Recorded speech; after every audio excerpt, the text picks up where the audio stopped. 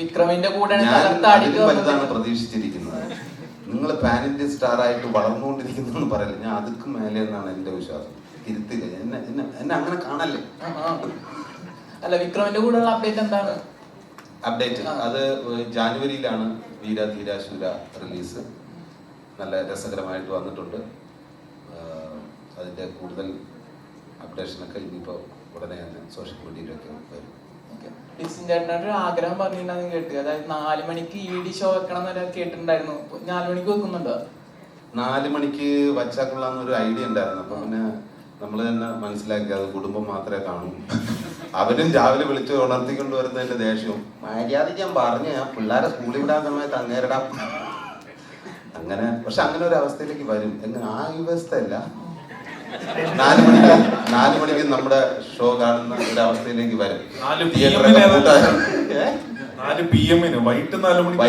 അതെ, വൈകുന്നേരം 4. നമുക്ക് അതിനുശേഷമുള്ള ഷോ മതി. അതുവരെ നമ്മൾ ഇറങ്ങിയ എല്ലാ സിനിമകളും കാണും. അല്ലു അർജുൻ, വിജയ് പോലെയുള്ള താരങ്ങളൊക്കെ വെളുപ്പിന് 4 മണിക്കും സുരാജ് പോലെയുള്ള ആർട്ടിസ്റ്റുകൾ വൈകുന്നേരം 4 മണിക്കും ഷോ വെക്കുന്നതാണ്. അത് സുരാജ് തന്നെ ബോധ്യപ്പെട്ടിട്ടുണ്ട്.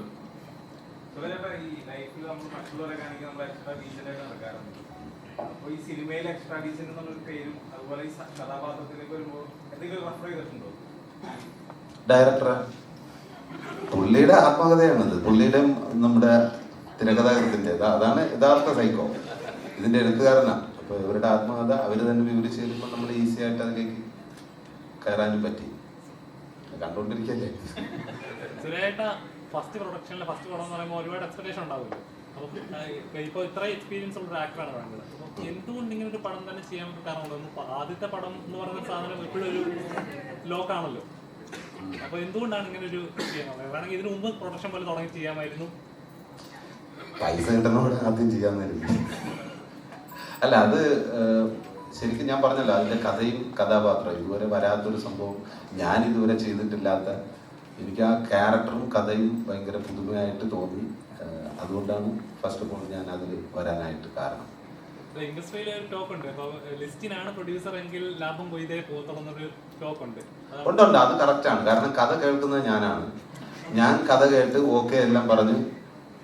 സന്തോഷം എന്ന് പറയുന്ന പുള്ളിയുടെ കൂടെയുള്ള ആളാണ്. സന്തോഷേട്ടൻ്റെ ഞാൻ പറഞ്ഞു കഥ കേട്ടു. ഞാൻ നല്ല കഥയൊക്കെ ഒന്ന് ഷെയർ ചെയ്തിട്ട് പുള്ളി ആ കഥയും കേട്ടിട്ട് ഉടനെ എന്നോട് പറഞ്ഞു, ഇത് ലിസ്റ്റിൻ സാറിനെ കൊണ്ട് ചെയ്യിപ്പിക്കാം. ഞാൻ പറഞ്ഞു, എടേ ഞാൻ ചെയ്യാൻ വേണ്ടി ഇരിക്കുകയാണത്. അല്ല, സാറിന് കൂടെ വരും, അത് വേറൊരു ലെവലെത്തിക്കും എന്നൊക്കെ പറഞ്ഞു. നിങ്ങൾ കണ്ടല്ലോ ലെവലെല്ലാം. പിന്നെ ഞാൻ കാണുന്നത് 2 പ്രാവശ്യം. ഒന്ന് അതിൻ്റെ ഷൂട്ടിംഗ് തീരുന്ന ദിവസവും, പിന്നെ ഏതാണ്ട് ഈ പ്രസ് മീറ്റിംഗ് ഓഡിയോ ലഞ്ചിനും കണ്ടു 3-ാമത്തെ വട്ടം.